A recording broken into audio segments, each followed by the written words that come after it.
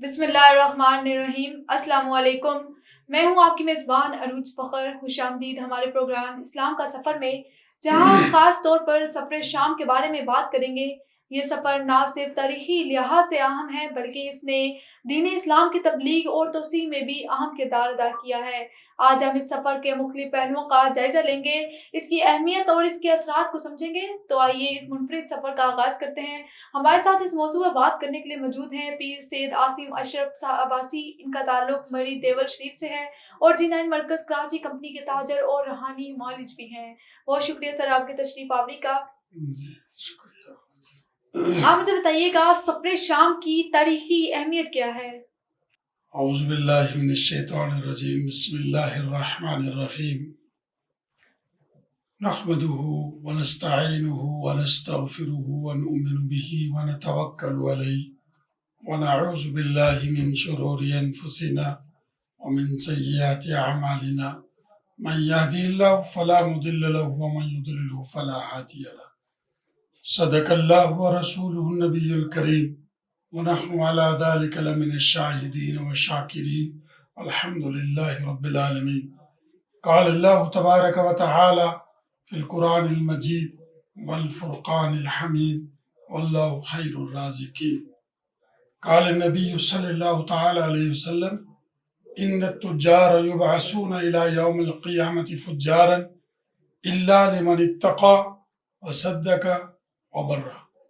सदक़ल्लाहुल अज़ीम। हम्द व सना के बाद बहुत शुक्रिया उरूज आपका, आपने मुझे यहाँ आने की दावत दी। आपने सफ़र शाम की तारीख़ी अहमियत के बारे में सवाल किया। सफ़र शाम जो है उसकी तारीख़ी अहमियत ये है कि अली इब्न अबी तालिब, हज़रत अली कर्रमल्लाहु ताला वजहू की जो वालिद थी अबी तालिब, वो परवरिश कर रहे थे आका नामदार हज़रत मोहम्मद मुस्तफ़ा अहमद मुज्तबा सल्लल्लाहु अलैहि वसल्लम की। तो अली इब्न अबी तालिब, हज़रत अली के जो वालिद थे अबू तालिब, उन्होंने सफ़र शाम में आप सल्लल्लाहु अलैहि वसल्लम को साथ लिया। तो 12 साल की उम्र थी। तो 12 साल की उम्र में आप सल्लल्लाहु अलैहि वसल्लम आप दीदा हो गए। तो हज़रत अबू तालिब उनको साथ लेकर सफ़र में जाने का इरादा किया। जब अबू तालिब को सफ़र में लेकर जाने का इरादा किया शाम की तरफ, तो रास्ते में जितने भी पत्थर थे, जितने भी दरख्त थे, वो हज़रत मोहम्मद मुस्तफ़ा सरकार मदीना, ताजदार मदीना, हज़रत मोहम्मद मुस्तफ़ा सल्लल्लाहु अलैहि वसल्लम को सजदा करते थे, सजदा रेज़ हो गई। और जिस वक़्त ये रास्ते में जाते हुए एक मुकाम पर पहुँचे, तो वहाँ एक राहिब था, उसका नाम जर्जीस भी बता दिया जाता है, और बहीरा राहिब था। वो अपनी खानका से कभी भी बाहर नहीं निकला। 1-2 मरतबा निकला, लेकिन जिस वक़्त ये मुकाम था तो वो बाहर निकला और उसने अपनी नज़रों से ये करामात हज़रत मोहम्मद मुस्तफ़ा सल्लल्लाहु अलैहि वसल्लम की देखी। दरख्त भी सजदा कर रहे हैं और पत्थर भी सजदा कर रहे हैं। तो एक दरख्त था, जिस दरख्त के नीचे आप सल्लल्लाहु अलैहि वसल्लम जाकर बैठ गए। छोटे बच्चे थे। अब उस राहिब ने जब इस काफिले को देखा, तो इस काफिले को देखते हुए सारे काफिले वालों की दावत कर दी। सारे काफिले वालों की दावत की, और जब दावत की तो ये आप सल्लल्लाहु अलैहि वसल्लम छोटे बच्चे थे, ये नहीं गए, तो उन्होंने कहा इनको भी बुलाओ। और जब ये भी गए तो उस राहिब ने देखकर ये फैसला किया कि ये आखिरी नबी है सल्लल्लाहु अलैहि वसल्लम। अब उससे पूछा गया कि आपने किस तरह? उन्होंने कहा हमने जो अपनी किताबों में पढ़ा है उसमें जो निशानियां हैं وہ یہ اس بچے کے اندر یہ آنے والے وقت کا نبی ہے، آنے والے وقت کا رسول ہے، اور آنے آخری امتیوں کا نبی محمد صلی اللہ علیہ وآلہ وسلم اس کا نام ہوگا۔ اب وہ راہب جو تھا اس نے ایک مشورہ دیا ابو طالب کو، حضرت طالب کو یہ مشورہ دیا کہ جو یہودی ہے، آگے آنے والے جو معاملات ہیں ان میں مشکلات پیش ہوں گی، تو یہودی اس بچے کا تعاقب کریں گے، پہچان لیں گے، چونکہ ہماری یہ پوری خواہش ہے کہ وہ آخری نبی جو آئیں گے ان کا پتہ چلے، اور ہم نے اپنی کتابوں میں جو پڑھا ہے، جو علم حاصل کیا ہے، اس میں جو ساری کی ساری نشانیاں ہیں وہ اس بچے کے اوپر پوری ہوتی ہیں۔ تو ایک راستے میں جاتے ہوئے ایک اونٹ کو دیکھا، آپ صلی اللہ علیہ وسلم نے ایک اونٹ کو دیکھا، وہ اونٹ بھی آپ صلی اللہ علیہ وسلم کو دیکھ کر بالکل زمین کے ساتھ لگ گیا اور بلبلانے لگا۔ یہ ساری نشانیاں جو تھی یہ اس بات کا ثبوت تھی کہ ہمارے نبی، یہ جو 12 سالہ بچہ ہے، یہ نبوت ان کو ملے گی اور رسالت ان کو ملے گی، اور اللہ تعالیٰ ان سے ان کے آخری جو امت ہے اس کے جو آخری امت کی رہنمائی کرے گی وہ محمد رسول اللہ صلی اللہ علیہ وسلم۔ اچھا، آپ مجھے یہ بتائیے گا کہ یہ سفر کس سال اور کن حالات میں ہوا؟ یہ سفر جس وقت آپ صلی اللہ علیہ وسلم کی عمر 6 سال تھی، کیونکہ آپ صلی اللہ علیہ وسلم کی والدہ محترمہ کا انتقال ہو گیا، پھر حضرت ابو طالب نے آپ کی پرورش شروع کی، تو اس کے سخت ترین مشکلات میں، تجارتی معاملات میں، جس وقت آپ صلی اللہ علیہ وسلم حضرت ابو طالب لے کر آپ کو ساتھ جا رہے تھے، اس وقت یہ پہلا سفر شام کا شروع کیا، تاکہ اس میں اس کے بعد تجارت کا جو سلسلہ شروع ہوا۔ حضرت خدیجہ الکبریٰ، میں نے آپ کے سامنے ایک حدیث بیان کی ہے، آج کے دور کے جو تاجر ہیں، یہ سفر اس تاریخ میں یہ اہمیت بھی رکھتا ہے، تاجروں کے لیے بھی پیغام ہے۔ میں خود جی9 مرکز کا تاجر ہوں، ان کو بھی پیغام دیتا ہوں اور سارے تاجروں کو پیغام دیتا ہوں کہ اگر ہماری تجارت سنت ہے تو آپ صلی اللہ علیہ وآلہ وسلم کی طرف سے ہمیں یہ سنت عمل ملا ہے۔ حضرت خدیجہ الکبریٰ کا وہ تجارتی قافلہ لے کر بھی آپ صلی اللہ علیہ وسلم گئے تھے تجارتی معاملات میں، تو اس لیے حدیث پاک میں بھی آتا ہے ان التجار یبعثون الی یوم القیامت فجارا۔ آج کے دن کی جو تجارت ہم کر رہے ہیں، اس میں اگر ہم دوگلی پالیسی کریں گے، ملاوٹ کریں گے اس تجارت میں، اگر ہم اللہ اور اللہ کے رسول کے احکامات کو چھوڑیں گے تو باعث برکت ہونے کے بجائے ان التجار یبعثون الی یوم القیامہ، حدیث میں آتا ہے کہ تاجروں کو قیامت کے دن اٹھایا جائے گا فجارن، فاجر بن کر۔ ہم جھوٹ بولیں گے، ہماری تجارت حضور اکرم صلی اللہ علیہ وسلم کی جو ہمیں پیغام ہے سفر شام میں، ہماری تجارت اس طرح کی نہیں ہوگی۔ ہم دھوکہ بازی کریں گے، ہم ملاوٹ کریں گے، ہماری تجارت وہ جس طرح سنت کے مطابق اس طرح نہیں ہوگی۔ ہماری تجارت اگر سنت کے مطابق کرنی ہے تو ہم نے اگر آخرت میں اللہ کے آگے جواب دینا ہے تو ان التجار یبعثون الی یوم القیامت فجارا الا لمن اتقى، مگر جو تقوی والے تاجر ہیں، جس طرح امام اعظم ابو حنیفہ نے تجارت کی، تقوی اختیار کیا، اور جتنے بڑے حضرت ابوبکر صدیق کی تجارت تھی، عثمان غنی کی تجارت تھی، عبد الرحمن بن عوف کی تجارت تھی، یہ سارا سفر شام ہمیں تجارت کا پیغام دیتا ہے۔ الا لمن اتقى وصدق وبر، مگر جس نے تقوی اختیار کیا۔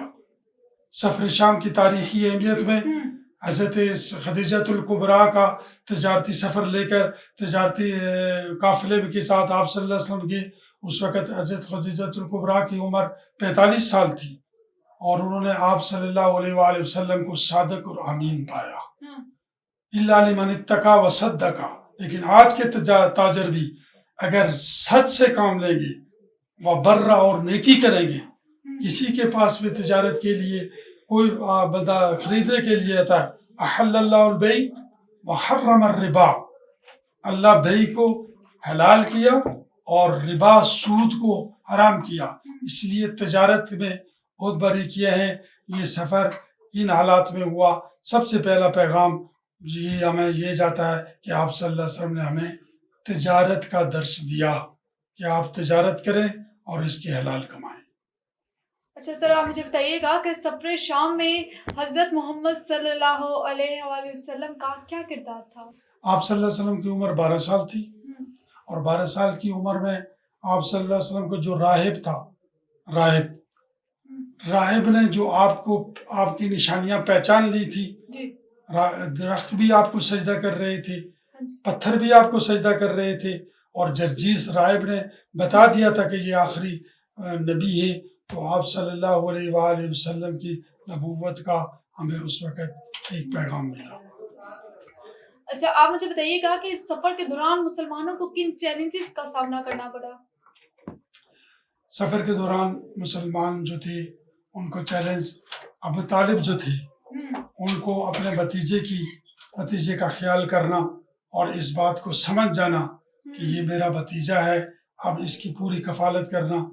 حضور صلی اللہ علیہ وآلہ وسلم کی جتنے بھی سفر میں سارا خیال تھا، ساری توجہ تھی، ساری حضرت ابو طالب نے آپ صلی اللہ علیہ وسلم کے جو چچا ہے انہوں نے کی۔ اس لیے قرآن کریم نے ایک یہاں آیت ایک آتی ہے، اِنَّكَ لَا تَهْدِي مَنْ أَحْبَبْتَ وَلَكِنَّ اللَّهَ يَهْدِي مَنْ يَشَاءُ۔ اللہ نے کہا میرے نبی آپ ہدایت نہیں دے سکتے، لا تہدی من احببت، جس کو آپ چاہتے۔ آپ صلی اللہ علیہ وسلم کی بڑی آخر میں خواہش تھی کہ حضرت ابو طالب کے لیے دعائیں کی، لیکن انک لا تہدی، قرآن نے کہا لا تہدی من احببت، جس کو آپ، ولیکن اللہ یہدی من یشاء، جس کو اللہ ہدایت دیتا ہے۔ اس سے ثابت ہوا کہ ہدایت کس کے پاس ہے؟ اللہ کے پاس ہے۔ تو اس سفر میں کافی پریشانیاں تھیں، چیلنجز تھے، تو وہ سارے کے سارے ابو طالب نے پورے کیے۔ اچھا، وہ کون سے چیلنجز تھے جن کا سامنا کرنا پڑا مسلمانوں کو، یا پھر حضرت محمد صلی اللہ علیہ وسلم کو اس سفر شام میں کون سی مشکلات پیش آئی تھی؟ راستے میں جاتے ہوئے جتنی بھی راستے میں معاملات تھی، ایک راہب نے روک لیا تھا جی اور انہوں نے پھر ان کو روک کر ایک پیشن گوئی کی تھی۔ بحیرہ راہب اس کا نام تھا، جی جرجیس بھی اس کو کہتے۔ جی وہ خانقاہ سے باہر آ گیا اور اس نے فوراً یہ بات کہی کہ یہ آخری نبی ہے، اگر آگے یہود یا ایھا الذین آمنوا، اے ایمان والو، لا تتخذوا الیہود والنصارى اولیاء، یہودی اور نصرانی آپ کے دوست نہیں ہو سکتے۔ تو آگے یہودی اسی طاق میں تھے کہ یہ جو بچہ ہے اس کو پہچان کر ایک درخت کے نیچے آپ صلی اللہ علیہ وآلہ وسلم لیٹ گئے، اور چھوٹے سے تھے تو انہوں نے اپنی تحقیق میں یہ رکھا ہوا تھا یہودیوں نے کہ اس درخت کے نیچے جو بھی آ کر بیٹھے گا وہ آخری نبی ہوگا۔ تو پھر ان کا تعاقب کرنے کے لیے یہ چیلنجز تھے، اس چیز کا سفر کے دوران سامنا کرنا پڑا۔ صحیح۔ اچھا، آپ جب بتائیے گا کہ سفر شام نے دین اسلام کی تبلیغ میں کس طرح مدد کی؟ سفر شام میں جو نکلے تھے ابو طالب اپنے قافلے میں سارے لوگوں کو لے کر نکلے تھے، دین اسلام کی یہی مدد ہوئی کہ آخری نبی کا پیغام بھی آ گیا۔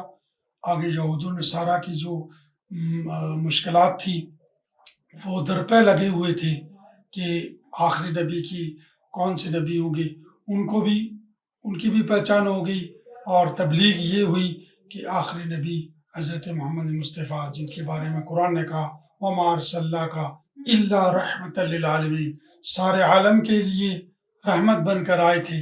یہ تبلیغ، یہی پیغام ہے، وَمَا أَرْسَلْنَاكَ إِلَّا رَحْمَةً لِّلْعَالَمِينَ۔ اچھا، آپ مجھے بتائیے گا سفر شام کے حوالے سے جب ہم گفتگو کر رہے ہیں تو اس سفر کے ذریعے مسلمانوں نے کس طرح نئے ثقافتی تبادلے کیے تھے؟